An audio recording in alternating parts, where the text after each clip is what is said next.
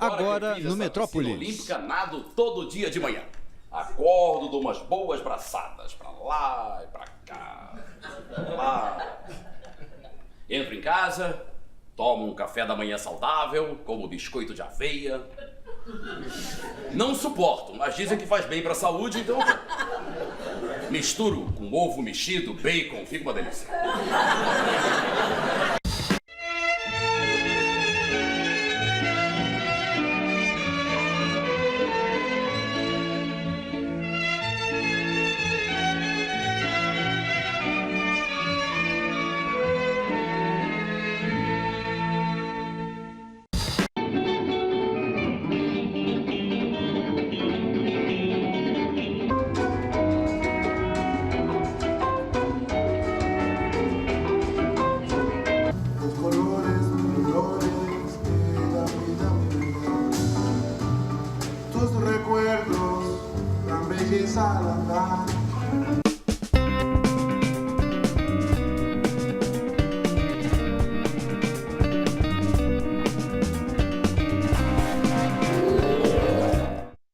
Olá, boa noite. A gente começa o Metrópolis de hoje com uma festa da música brasileira no Teatro Municipal. O Grande Concerto 3 celebra um dos mais interessantes espaços de shows da cidade, que é a Casa de Francisca, além de angariar fundos para a manutenção do local. Apresentaram-se 62 artistas, entre veteranos e novatos, que são figuras frequentes na Casa de Francisca.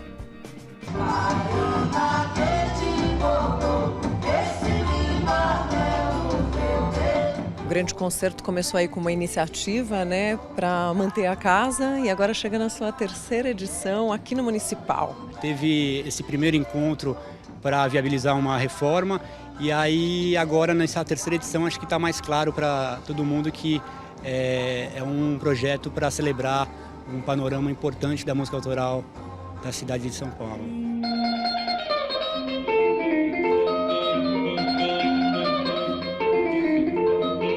Como é que vocês organizaram isso? Porque são 3 blocos, 3 diretores, 62 artistas. Como é que foi essa ideia de organizar? Sinceramente, eu nem sei como a gente organizou tudo isso. Muita gente gostaria de estar aqui, que não cabia na programação, né? O show já está muito longo. Hoje, pequenas pitadinhas de todos os sons que acontecem lá durante o ano todo. Já levei muitos e muitos tiros, um no pescoço, outro no umbigo. Já sangrei muito e muitos litros. Eu acho muito interessante essa simbologia da menor casa de shows de São Paulo, como o Rubens, um dos proprietários, fala, está talvez no palco mais nobre da cidade de São Paulo. Trazer isso para cá, eu acho que é assim, uma valorização incrível. Segunda-feira, eu estava à toa, ali na beira da lagoa, ela chegou. A Casa de Francisca é considerado aí um espaço bem expressivo, né, na música autoral, trazendo nomes novos, os consagrados. Como é que vocês veem essa importância da casa? Uma coisa que sempre teve em São Paulo são essas pequenas casas que seguram o trabalho autoral, que se por um lado ele não chega no comércio, não lota 5.000 pessoas num ginásio, mas são trabalhos que influenciam a música da cidade inteira, né? Eu tava ali à toa só observando as minas. A grandiosidade dela tá nisso, né? Na programação, na ousadia. Acho que é o único lugar que se dedica de uma forma tão intensa para a música de invenção aqui em São Paulo. Eu acho que tem um tamanho certo para fazer as coisas, tem um lugar assim intimista, ele te convida a fazer coisas diferentes. Eu acho que a plateia também é acostumada. São 3 blocos, 3 diretores musicais. E o que a gente pode esperar da tua direção aqui? Cada bloco acho que tem uma identidade, né?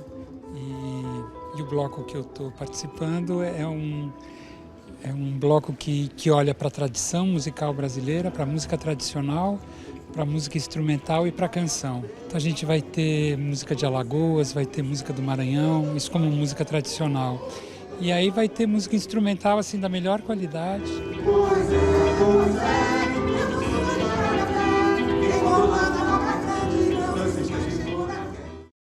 O Bruno Mazzeo estreou no ano passado o seu primeiro monólogo, Sexo, Drogas e Rock and Roll. É um texto do norte-americano Eric Bogosian, que foi montado nos Estados Unidos nos anos 1990. A versão com o Mazzeo tem direção do Victor Garcia Peralta, que é argentino. Ficou 9 meses em cartaz no Rio de Janeiro. Desde então tem rodado o país e chega amanhã aos palcos de São Paulo. Bruno está aqui no estúdio para conversar com a gente. Bem-vindo, Bruno. Muito obrigado, um grande prazer, sempre. Sempre de volta aqui. Bruno, primeiro monólogo. Por que agora o primeiro monólogo? Por que o primeiro monólogo? Eu queria esse desafio, pelo meu momento de vida naquele momento, de carreira. Eu achava que só o teatro, em primeiro lugar, me salvaria naquele momento. E já fazia uns 4 anos que eu não fazia peça, 5. E o monólogo faria com que o desafio fosse maior ainda. Então, eu queria que fosse um monólogo e escrito por uma outra pessoa que não eu. Isso também eu ia perguntar para você, porque você escreve desde que você é garoto, 13 anos de idade. Então, texto, criatividade para você não falta, mas mesmo assim você preferiu outra pessoa. Preferi em nome desse desafio, sabe? Era o que eu estava realmente buscando, assim, uma saída da zona de conforto. E o teatro para mim, pelo menos, foi onde eu comecei a atuar, então ele é como se fosse um eixo, assim, sabe? Uma volta à essência, que eu acho que é importante. A gente fica numa vida muito atropelada, né? Então, de vez em quando, é importante, eu acho, voltar para a nossa essência. E eu achei que o teatro, um monólogo de um outro autor, de outro país ainda, faria com que o mergulho fosse bem intenso. E foi de fato. Um mergulho bem intenso, tem sido. Vamos ver um trecho, a gente já volta para falar, então? Sabe quando tá quase vomitando, mas tu não vomita? Era nessa vibe que a gente tava a noite inteira, bro. Demais, bro. Só sentindo os neurônios indo embora, sacou? Tipo o Pac-Man comendo os neurônios.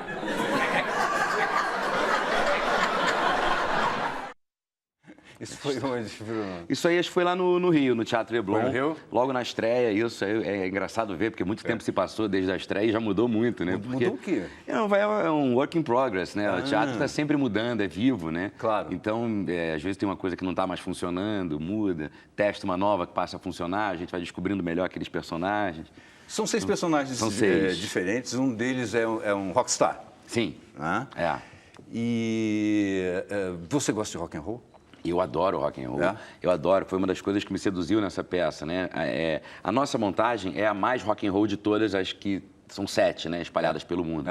A nossa é a mais rock and roll desde o figurino bem básico, até as projeções que existem entre uma cena e outra, a trilha sonora do Plínio Profeta é toda com Deep Purple, com Led Zeppelin, com Stones, Beatles, essa rapaziada toda aí. E foi justamente assim, quando eu decidi montar, eu estava lendo a biografia do Keith Richards, que mexeu muito comigo pelo momento em que eu li e pela... Que biografia, né? Sim, que biografia, né? Que vida, não? Que vida. E o Keith Richards era um grande exemplo, sempre foi para mim, assim, de como você está dentro do sistema sem deixar de ser você mesmo. Eu acho que esse é o mais importante dele. E foi o que eu estava passando questionamentos e eu li esse livro e caiu esse texto na minha mão. Aí eu falei, o rock and roll salvando minha vida de novo. Eles têm alguma coisa em comum, esses personagens? Eles, entre si, têm a característica do exagero. São todos extremamente lidando com excessos, né? Eu acho até que o autor colocou esse título como um deboche, porque a peça fala sobre isso, excessos. Cada um dos personagens tem o seu excesso e o usa como se fossem drogas, sabe? Então, é o cara que tem o poder e quanto mais ele tem, mais ele quer. Isso para ele é uma droga. É viciante, como droga. Exatamente. É meio assim. Fama então, também. Fama, que é no caso do roqueiro. Tem um que é o dinheiro, tem o do poder, tem um que é a loucura pela loucura. Né? Então, todos eles lidam com excesso. Então, isso é uma semelhança entre eles. A peça fala sobre isso, eu acho, os excessos da nossa sociedade. E todos eles buscam o prazer do lado de fora, né? Claro. Todos eles... E aí é mais difícil ser feliz, eu acho. Bruno, é diferente fazer... ou o humor que você está fazendo no teatro é diferente, por exemplo, que a gente conhece da televisão, desde o Cilada... ou para o cinema, que você é conhecido também pelo humor? É um trabalho bem diferente esse, assim, não só o desafio em si, que a gente falou, mas o próprio estilo de interpretação e tudo, e o próprio conteúdo, né? No teatro a gente tem uma liberdade, a gente pode ir mais a fundo em alguns mais assuntos. Que o cinema? Sim, porque no teatro você é absolutamente livre. No cinema sempre vai ter alguém no meio, né? Sempre tem um distribuidor, sempre tem um exibidor. Você não depende só de você para chegar, né? O teatro você ainda tem isso. A gente não tem patrocínio, por exemplo, porque a gente abriu mão de ter em função da liberdade. Teve empresa querendo patrocinar, mas queria que mudasse o título, por exemplo. E a gente não abriu mão disso, né? Eu estava querendo fazer essa peça justamente por isso. Não tinha sentido eu tentar fazer isso por causa da empresa mudar o título. Então, no teatro, a gente tem essa liberdade, a gente pode ir mais a fundo, porque a gente não está entrando na casa da pessoa, né? A pessoa saiu de casa para ver, ela foi porque ela quis ver, ela está disposta. Aquilo na televisão, a gente tem sempre um respeito maior, porque, mal ou bem, a gente está entrando na casa da pessoa e não sabe quem está com ela na sala nesse momento. Claro. Agora, é claro que, além da televisão, o cinema é um formador de público para você. Muita gente que vê você na televisão e vê você no cinema vai querer ter curiosidade de ver você no teatro também. E você é um cara de muito sucesso no cinema brasileiro. Pelo que eu li, você já levou 7 milhões de pessoas ao cinema, é isso? Deve ser por aí, Você, como produtor, deve saber. Por aí. Eu não sei as contas agora de cabeça, mas é por aí, sim. Todos os filmes. O filme que fez menos fez 1,5 milhão, né? Que foi o Muita Calma. Esse mais recente agora foi o... Muita Calma Nessa Hora 2. Muita Calma Nessa Hora 2. Isso. Cilada.com. E Aí Comeu. E Aí Comeu. Isso. Que, aliás, é com o Emílio Orciolo Neto. O Emílio esteve aqui. E o Emílio foi um grande incentivador para que eu fizesse esse espetáculo, porque ele é um dos meus melhores amigos. E ele tinha acabado de fazer, com o mesmo diretor, um monólogo da Marta Medeiros, também queria te dizer. Exatamente. Que ele fez aqui no Eva Hertz, aqui em São Paulo, lindo monólogo. E ele tinha acabado de passar por todo esse processo. E a gente conversando, ele me incentivou muito, assim, me conhecendo, né, a gente pessoalmente, em mesa de bar, ele falou, você tem que fazer. A hora é essa, vai te reorganizar. E o Emílio, quando ele esteve aqui, ele falou assim, em relação à questão das comédias e tal no cinema, que poderia haver um desgaste de comédia, não pela comédia em si, mas porque muita gente achava que podia fazer comédia, porque as comédias estavam fazendo sucesso e tinha gente fazendo mal. Você concorda com ele? Não, o que eu acho assim... que todo mundo passou a querer fazer, né? Isso. Então, aí quando você faz uma coisa visando especialmente um objetivo comercial, assim, eu acho que é difícil você conseguir manter alguma qualidade. Eu acho que a comédia e qualquer outro trabalho popular pode ser e deve ser respeitado como um trabalho de qualidade, igual a outro qualquer, né? Apenas um estilo, mas eu acho que deve ser levado a sério, portanto, né? E quando começa a ficar essa coisa de todo mundo querer fazer porque dá certo, eu acho que acaba confundindo. Mas, enfim, também cada um faz o que quer fazer, né? Mas aí o público que vai... O público escolhe, né? O público escolhe, porque tem comédia que faz sucesso e outros. O que eu acho mais importante é que tem muita gente indo ao cinema nacional, né? Tem muito filme nacional dando muito mais bilheteria do que enlatado. E isso é muito bom pra gente, porque eu espero que isso funcione como um rompimento, assim, um portal, porque... Me lembro quando eu fiz o primeiro filme, eu tinha rede social na época e tinha gente que escrevia assim, pô, é brasileiro, mas é legal. Né? Então não pode ter isso, ele tem que ser, ele é brasileiro porque ele é brasileiro. Mas claro. E eu espero que outros filmes, agora o Tim Maia estreando, deve fazer uma grande bilheteria, como O Palhaço, por exemplo, né? Então, eu acho que aí se abriu um grande leque para diversos tipos de... Eu acho que vai ser, o ideal vai ser isso, se esse grande boom das comédias servir para isso, né? Eu acho que para isso vai servir romper esse preconceito, porque é a nossa língua, né? É o que fala da nossa identidade, é isso aí. Claro. Mas vamos ver o Bruno, então, no teatro agora, no Teatro Net São Paulo, curta temporada. O Teatro Net São Paulo fica no Shopping Vila Olímpia, sempre quartas e quintas. Isso, 9 da noite, teatro lindíssimo, teatro novo, lindo. 9 da noite. 9 da noite. 9 da noite, quartas e quintas, são 7 apresentações apenas. Pouco tempo, né? É pouco tempo, Bruno, obrigado, hein? Até a próxima. Até a próxima. A gente faz uma rápida pausa agora, mas antes, uma ótima notícia de literatura. Chico Buarque prepara-se para lançar um novo romance. O Irmão Alemão chega às livrarias no dia 14 de novembro, mas a editora do Chico postou um vídeo dele lendo um trecho do livro. Então dá uma olhada que o Metrópolis volta após o intervalo.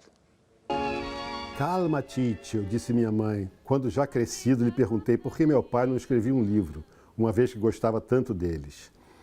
Ele vai escrever o melhor livro del mundo, disse, arregalando os olhos. Ma prima tem que ler todos os outros. A biblioteca do meu pai contava então uns 15 mil livros. No fim, superou os 20 mil. Era a maior biblioteca particular de São Paulo, depois da de um bibliófilo rival que dizia meu pai, não havia lido nem um terço do seu depósito.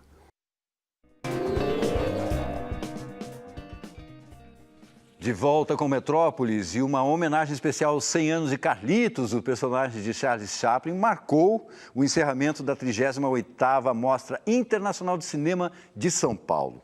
Apesar da forte chuva do último sábado, muita gente compareceu ao Ibirapuera para assistir à projeção ao ar livre de 2 filmes de Carlitos. A experiência foi ainda mais completa que no cinema, já que a trilha sonora foi tocada ao vivo pela Orquestra Experimental de Repertório de São Paulo.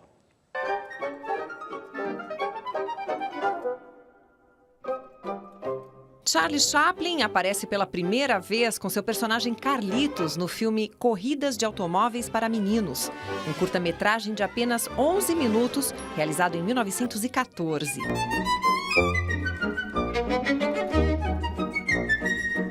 Na história, Carlitos assiste a uma corrida automobilística infantil e faz de tudo para aparecer frente às câmeras, atrapalhando não só as filmagens, como principalmente a corrida.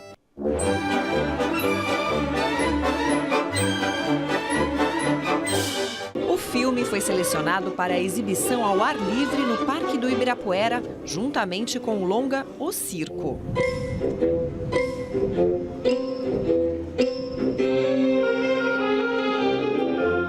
Como foi feita a preparação para executar ao vivo a trilha sonora desses filmes? Um grande desafio, né? Porque nós estamos fazendo da maneira antiga, ou seja, não tem um beat, um ponto, né, o maestro escutar, é vendo a cena e fazendo a música funcionar. Fizemos vários ensaios simulando, né?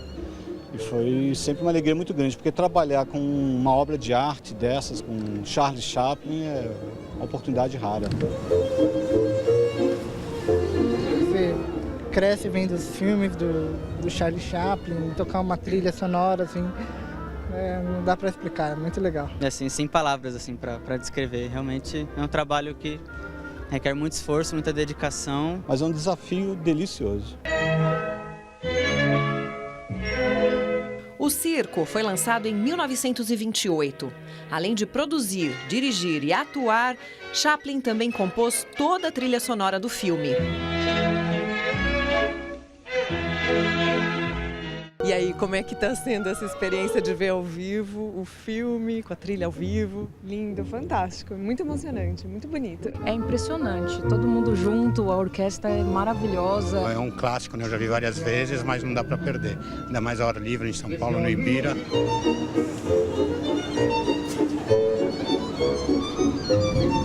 O que chama mais atenção no personagem do Carlitos? É a simplicidade dele, né? E como ele cativa a gente. O cara sempre à frente do tempo. Até hoje, ninguém chega nem perto dele. Eu acho que ele tem um humor que, mesmo sem as palavras, todo mundo consegue entender. E mesmo que o filme é super antigo e a gente ri até hoje.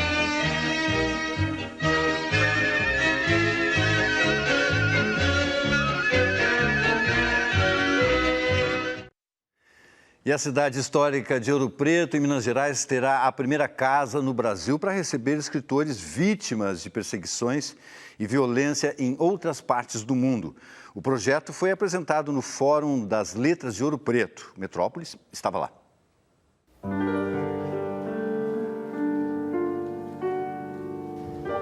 O Metrópolis está em Ouro Preto, onde aconteceu a 10ª edição do Fórum das Letras. O evento trouxe escritores de vários países do mundo e discutiu os 50 anos do golpe militar e os 30 anos da campanha das Diretas Já. Temas dos livros do jornalista Paulo Marcum, os 2 volumes de Brado Retumbante, Farol Alto sobre as Diretas e Na Lei ou na Marra. Quem tentou impedir a posse do Juscelino, a chegada do Jango ao poder, quem derrubou o João Goulart, quem fez o AI-5, os grupos que tentavam derrubar a ditadura pela força das armas, queriam que a coisa avançasse na lei ou na marra, né? E achavam que a marra era o melhor caminho. As relações entre política, arte e literatura dominaram as mesas de debates. Um dos convidados foi o suíço Patrick Straumann. Radicado na França, mas fortemente ligado ao Brasil, o escritor tem um livro dedicado ao artista Aleijadinho. Na obra mais recente, descreve uma viagem de norte a sul pelo país, do Pará ao Rio Grande do Sul. O Brasil é uma fonte realmente muito inspiradora e eu não acho estranho de jeito nenhum que muitos franceses tenham essa curiosidade e essa vontade de escrever sobre o Brasil. Sabe, tem um dos maiores historiadores franceses, o Fernand Braudel, trabalhou durante o início, somente no início da carreira dele, na USP. E ele falou, quando ele já estava quase morrendo, foi no Brasil que virei inteligente. Outro destaque do Fórum das Letras foi a criação de uma casa para refugiados políticos. Ouro Preto será a primeira cidade brasileira a integrar uma rede internacional de lugares que acolhem escritores vítimas de censura, violência e perseguição. Quando um escritor tiver numa dificuldade, vocês identificarem isso, vocês vão procurar um país que esteja disponível a acolher esse escritor. A cidade que está disponível nesse momento para receber esse escritor. E Ouro Preto vai ser a primeira, então? Vai ser no Brasil. Diana Valheiro é uma das escritoras acolhidas pelo projeto. Por segurança, prefere não revelar seu verdadeiro nome e o país que a recebeu depois que deixou a terra natal. Honduras é o país mais violento do mundo. É uma violência institucional. Y siempre se quiere ocultar, no se sabe la verdad, nos han impuesto gobiernos. Tú te sales porque no puedes hablar al respecto. Para fugir da prisão e da tortura, o poeta Mohsen Emadi deixou o Irã. Hoje vive no México graças a uma bolsa do programa. Na realidade, pensamento é perigoso para muitos poderes. Não querem o pensamento ou o que pensam. Nos próximos dias, o Metrópolis vai apresentar uma cobertura completa do 10º Fórum das Letras de Ouro Preto, um dos principais eventos literários do país.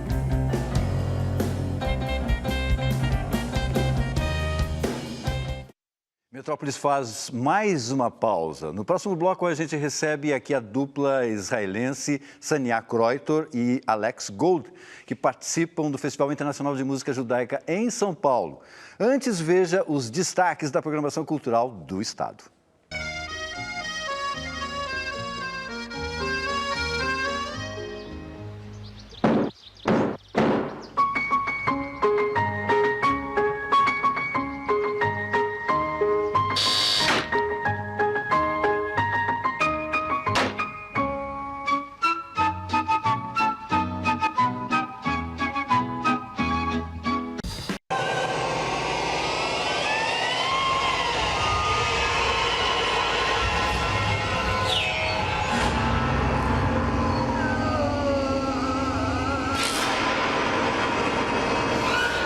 Formiga carrega a folha do estado de São Paulo ao Piauí.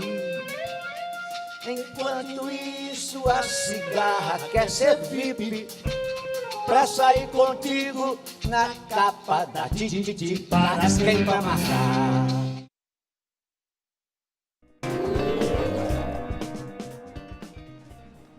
E até domingo, São Paulo recebe o Classival, o 5º Festival Internacional de Música Judaica.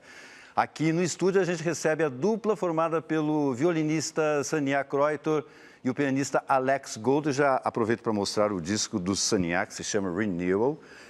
Quem se interessar, com certeza vai se interessar depois que eu vir aqui. Esse disco está à venda no próprio festival. Ok? Os dois se apresentaram hoje e tem mais um show domingo na Hebraica. Eles fazem uma combinação de música clássica e popular judaica e tocam agora no estúdio do Metrópolis.